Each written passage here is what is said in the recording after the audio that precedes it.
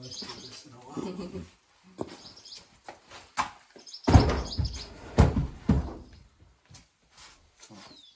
Anvil.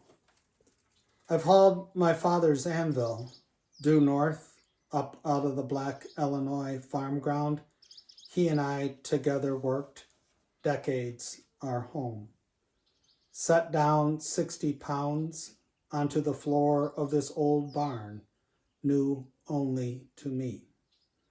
All around our bewildered tools hang in the strange light of the cracked window pane, where I stand looking out over land not yet home.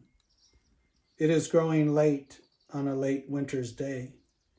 At my feet, my father's anvil, his striking song of steel on steel, still hammering home.